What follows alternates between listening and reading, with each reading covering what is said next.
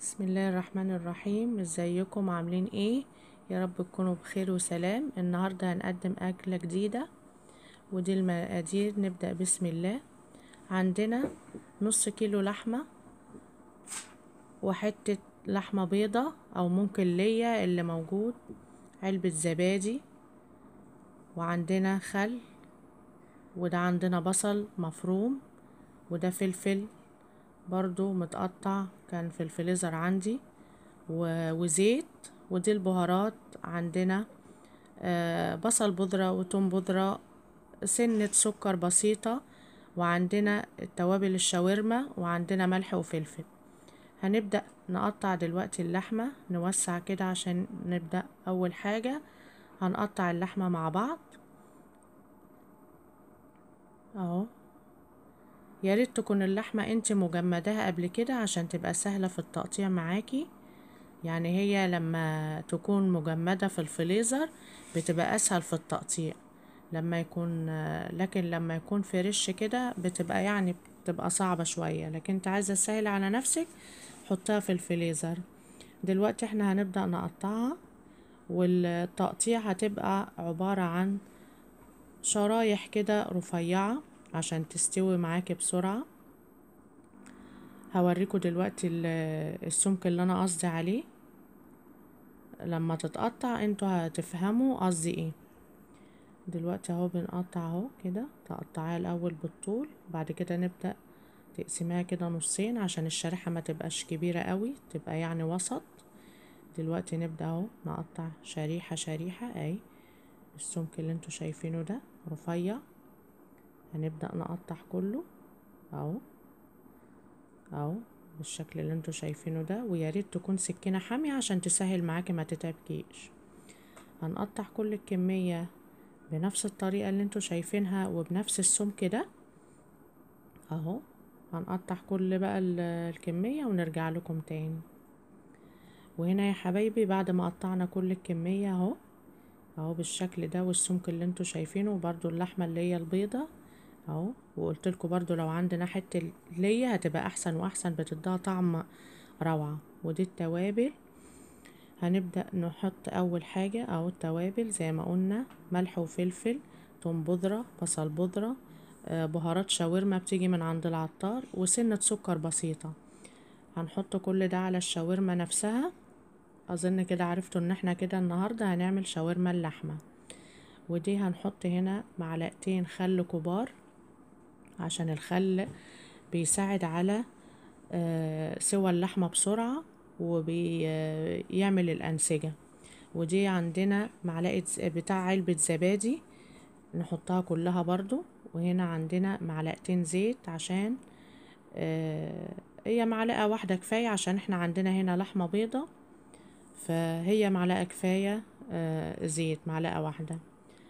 وهنا هنقلب كل ده على بعضه، هنقلب كل التوابل مع كل اللي انا حطيته، وهنتركها بتاع نص ساعة ربع ساعة على قد ما انت تقدري. بس هنا قبل ما نعملها عندنا البصل المفروم اللي قلتلكوا عليه في اول الفيديو، هنضيفه برضو عشان بيديها تيست وطعم جميل.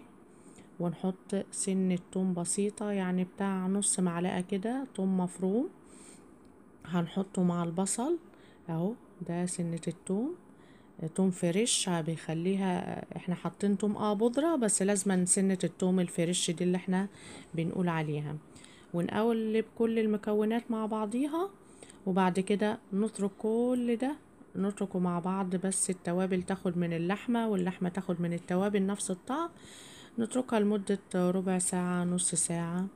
وبعد النص ساعة ما عدت، هنا عندنا ووك على النار، ولازم النار تكون عالية زي ما وريتكم كده، العين على اعلى حاجة. اول ما الووك يسخن معانا نبدأ نحط الشاورما كلها مرة واحدة وعلى نار عالية عشان ما تجيبش ميتها، عشان الأنسجة تقفل اللحمة نفسها، تقفل على نفسها فما تنزلش المية بتاعتها، ونستفاد من اللحمة تبقى طعمها جوسي وطعمها حلو وجميل. كده على نار عالية اهي، وما نقلبش كتير، شوية شوية ونروح مقلبين، نستنى شوية وبعد كده نقلب، ما نقلبش فيها كتير عشان ما تجيبش ميتها. لحد ما تستوي كده بالشكل والمنظر اللي انتوا شايفينه قدامكم ده. نفضل نقلب، وبعد كده هتشوفوا معانا هنعمل ايه. كل ده انا بقلب عشان بس ايه تاخد التشويحة. اول ما اللحمة يتغير لونها، يعني من احمر كده للون البني، نعرف ان هي كده دخلت في نص السوا. نبدأ نضيف الاضافات اللي بعد كده اللي هقول لكم عليها دلوقتي. هنضيف ايه اهو، انا بسرع لكم في الفيديو عشان ما يبقاش طويل عليكم، بس انا بجيب لكم الخطوات اللي هي ايه اللي لازم تيجي عشان تشوفوا بنفسكم المرحلة اللي بعد كده اللي احنا نبدأ نضيف كل الاضافات. دلوقتي بقى ايه بنبدأ نضيف كل الاضافات اللي انا هقول لكم عليها. اول حاجة هنحط دلوقتي اهو كده، هوريكم ازاي دلوقتي اهو كده. هو اهي كده استوت اهي، يعني مش استوت، هي كده اتشوحت. هنبدأ بقى نضيف بقية الحاجة اهو. ده الفلفل، ده فلفل ملون احمر على اخضر، كنت حاطاه في الفريزر. اول ما يطلع من الفريزر تبدأ تحطيه كده على الشاورما وتقلبي اهو. ده احمر ومعانا اخضر، اللي عندكم بقى. لو ما عندناش ملون عادي نحط فلفل كده. وهنحط كمان شرايح طماطم ديت اخر حاجة بقى احنا بنحطها عشان ما تتعملش كتير معانا. وهو شايفين الفلفل والطماطم اللي احنا هنحطه، كل ده الخضار ده بينزل مية للحمة عشان يخليها تستوي معانا، عشان طبعا اللحمة ما فيهاش سوائل. احنا كنا معلين عليها دي الطماطم اهي مقطعة شرايح اهي، احنا كنا معلين عليها عشان اللحمة ما تجيبش ميتها.